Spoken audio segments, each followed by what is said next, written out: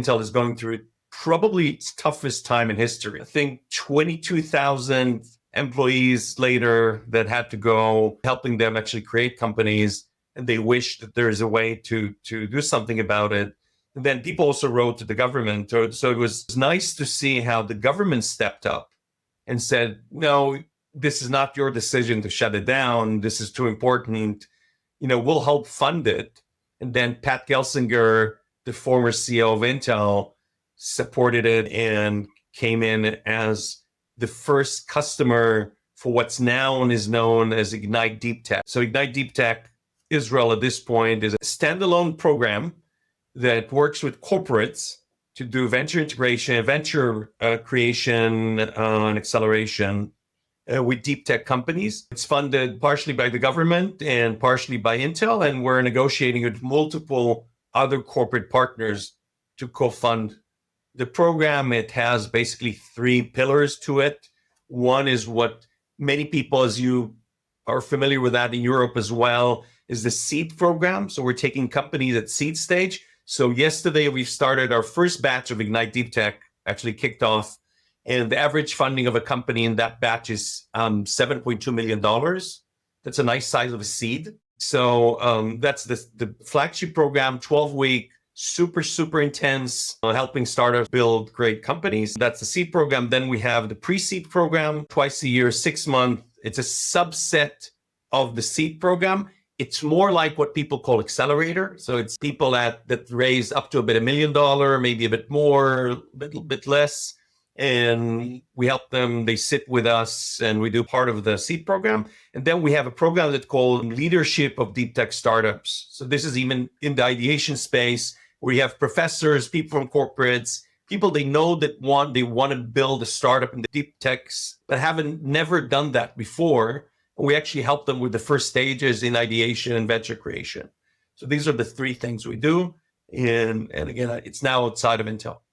Ignite Deep Tech, it is, in my world, it's a founding father of accelerators. You have listed the 3 elements of the program. Can you talk a little bit to the success of it? Because it is so difficult to do. Why have you been successful in building this? So it's a good question. And I'll point to a super interesting research that I'm actually waiting to see it published. I have only the final drafts of it. And it's a research that was done by the Base Business School in London, and they researched the corporate accelerator phenomenon. Well, I've been playing this game. I've been crafting this art for 14 years. So exactly 20 years ago, Y Combinator started the whole acceleration phenomena, right? Exactly 20 years in March, actually 20 years ago. I did my own version of the corporate acceleration piece.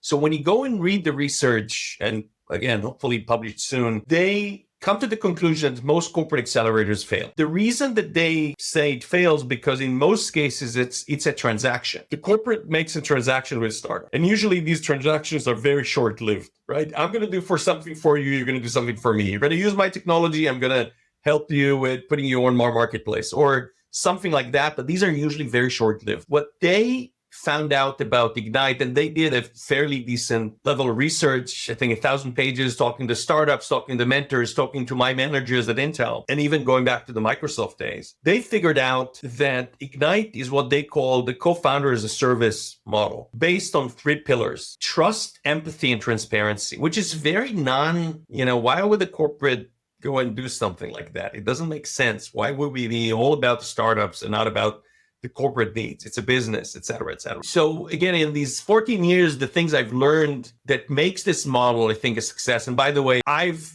accelerated so far. I've had 107 batches of startups going through my programs, 967 startups that raised more than $30 billion, right? Totally in the programs that I've managed. The reasons this had that success and so many unicorns, et cetera, is few things must happen for these programs to be successful. First of all, it has to be sponsored properly. If in Microsoft, my sponsor was Satya Nadella when he was the head of the server and tool division. And then when he moved to be the CEO, it was Scott Guthrie that runs Cloud and Enterprise, right? So these were the people that sponsored the program. At Intel, it was Bob Swan, the CEO, that actually asked me to start the program. And then after that, I'm still reporting to Greg Lavender, which is the CTO of Intel. In transition, but still the CTO of Intel. So you have to have that executive sponsor that's willing to give it everything it needs to be successful. Second, you have to have it funded properly, proper funding model, because this is not a marketing program that may go away in a year. It has to be fully funded. It can't be based on sponsorships of accounting firms and law firms and banks or whatever. It has to be funded properly as a strategic tool by the corporate.